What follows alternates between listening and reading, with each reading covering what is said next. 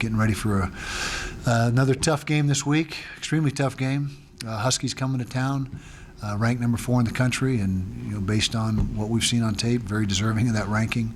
One of the most impressive stats you see from them is in the first half this year, they have scored 200 points and given up 24. So that's a huge discrepancy in the first half of ball games. It evens out in the second half, but second half pretty much the games were decided at halftime. So they called off the dogs, so to speak, I guess. But they're going to be a very challenging opponent. We got them at home at Rice Eccles. It's been a great venue this year. Had great support from our fans.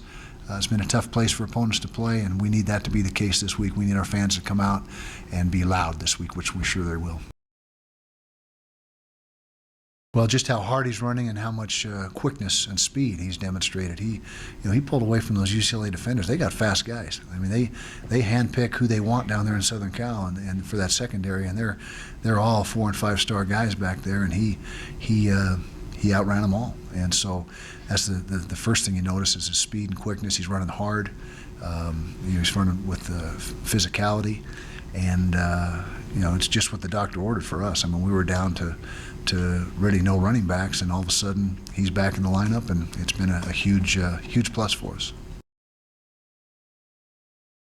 He's been another key aspect to our success is what he's given us. Kickoff return game as well. I mean, that's how we started the game, as I mentioned, was a huge plus for us, and he's filled a dual role lately as a receiver / running back, and carried the ball out of the backfield or from the backfield, and done a nice job with that. So he's just added to to what we've got going. They got into a rhythm, I guess you could say. When offensive lines get into a rhythm and everything starts to work and mesh, and you see that from time to time, throughout the course of seasons, from not just us but various teams. And when that happens, and they get some confidence and that timing element, it can be pretty good results as well. Well, he played very well Saturday, much better than the first week. And when Lowe comes back, we'll have to assess Nick's body of work and how he performed relative to what Lowe did prior to being injured. And that's how it works here. If you get injured and you come back, you don't automatically get your job back if the guy that took your place is performing at a higher level than you did. And so we'll have to make that decision. We haven't made that decision right now. We'll make that decision when and if Lowe gets back. But we're very pleased with what Nick's done. It was great to see him play the way he did on Saturday. Just facing good athletes. You play against great athletes, they're going to make plays. I mean, UCLA, USC, those guys, they have scholarship players too, and they're going to make plays. And we're not going to make every play. We have given up a few too many, but we've made a bunch. We lead the nation in takeaways right now on defense, and so we're making a bunch of big plays ourselves. I thought he played really well, and he came up with 2 interceptions and that big stop, and that was a huge momentum-changing play right there when we were able to get that stop, and then he had the interception in the red zone and in the end zone actually. So Jordan stepped in and did a fine job for Marcus, and that was good to see. We needed that to happen. It's great to be recognized, first of all, and we're elated that game day is coming to town, but they do a great job being the game day people of being very non-invasive and non-disruptive to what we're doing. They know the drill. They understand college football as well as anybody, and so they handle it well. We handled it well last year, and we're hoping for the same this year.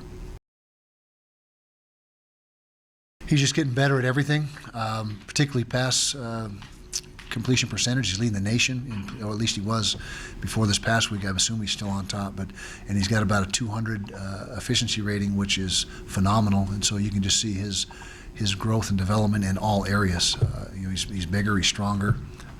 He's making great decisions and doing a great job running that offense. He's surrounded by some really good people as well. You got 2 running backs that are outstanding, a core of receivers that are playmakers, and an offensive line that's very good.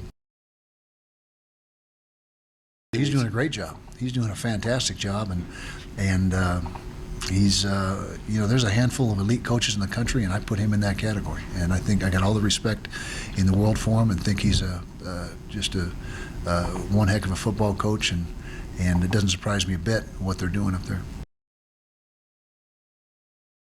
It's a tough question. I'd have to go back and look at the review the schedules and who we've played and when we played them. But they're certainly one of the best. I think that's a safe bet.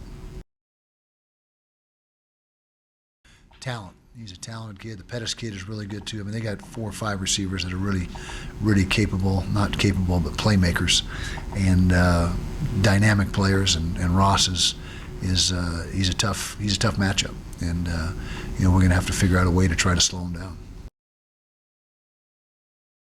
Well, Arizona played well. For one thing, that was one of their best performances of the year, and Washington was a little bit out of sync that game offensively. It was on the road. They've only had 2 road games. They've played 5 of their games at home, and so there's only been a couple road games that they've had to go play in a different environment, and so that probably had something to do with it as well. But just a little bit out of sync with Washington, and Arizona was playing very well, particularly on defense.